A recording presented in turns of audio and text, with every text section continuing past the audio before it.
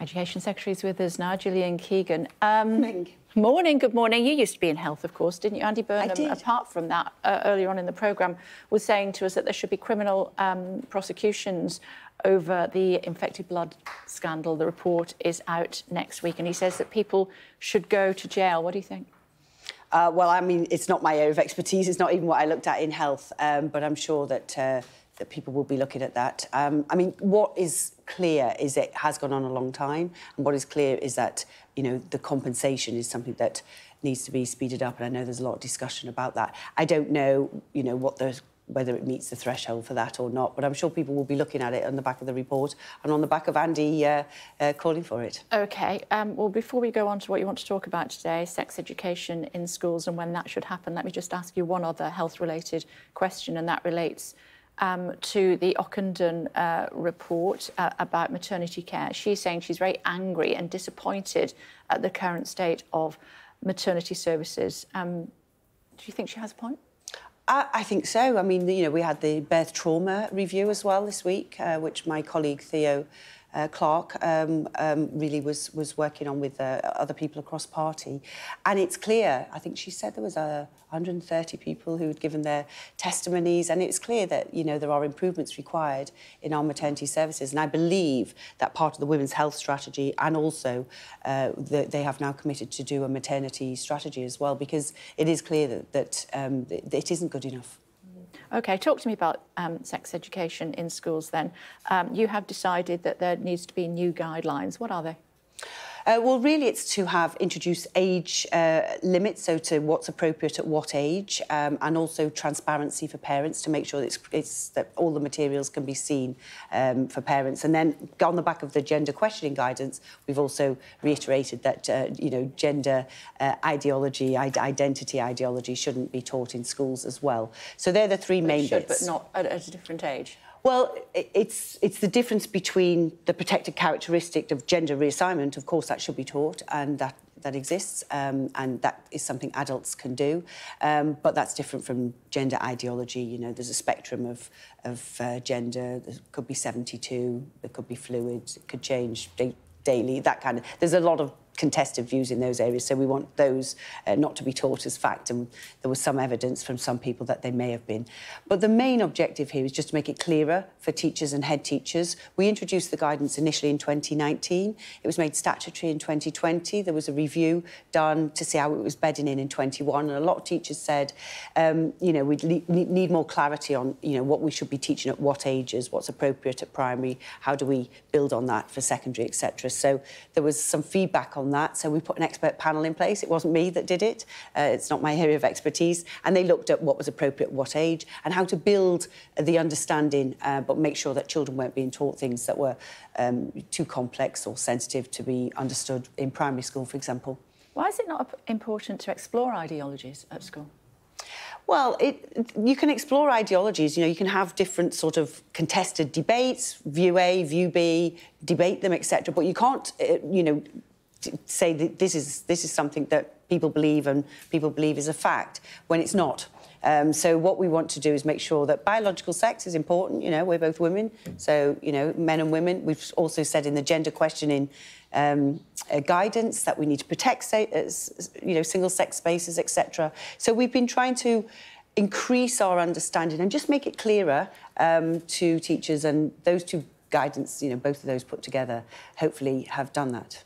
So you're not saying ban ideologies then, you're saying they can be explored but can't be taught? Protected characteristics, which is, you know, the fact with biological sex, the fact that somebody can reassign their gender, they can change their gender, and they can do that when they're an adult.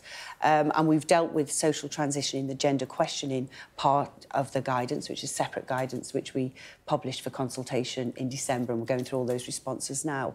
But contested views about there could be 72 genders. No, we don't want our children to be taught things that are very much contested. And, you know, most of us, when you look at those kind of materials, you know, find it sort of, you know, they're just madness, really. You know, there's all kinds of strange ideologies in this area, and we do not want those being taught in schools. No. But isn't it important to explore those ideologies in schools so that children are armed when they go outside of school to understand what is and isn't potentially appropriate. Sure, and as I say, in debating and other sort of areas where you might take a contested view about, you know, any issue, right? So there's different views all over, how to agree disagreeably, how to understand other people's viewpoints, of course. But this, what we're talking about here, is making sure that we educate children about relationships, sex and health education, and it doesn't have a place in that curriculum. OK, so what guidelines will teachers be given then, or which will they be receiving about how they answer questions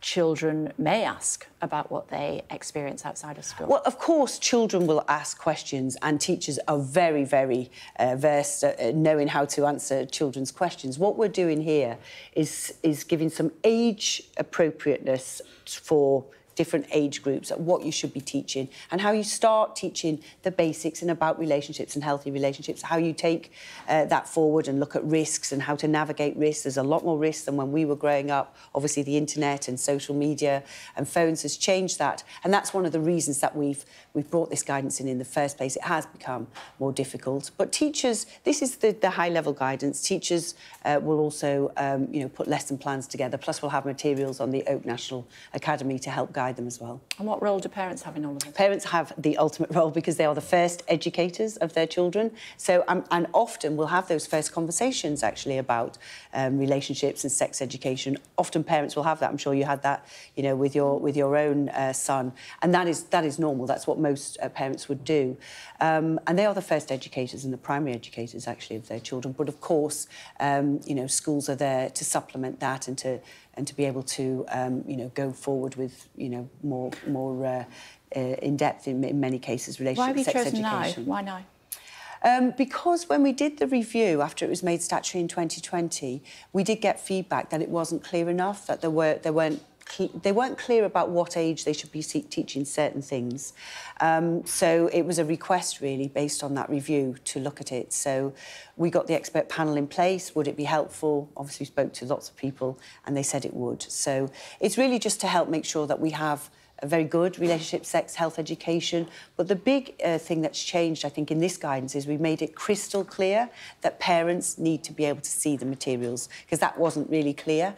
And there was some sort of cases and some disputes where people said they couldn't see the materials because of copyright. I wrote to all schools to say, no, that's nonsense. But I've made it absolutely clear in this guidance that parents should be able to see the materials that their children are being taught in schools in this area.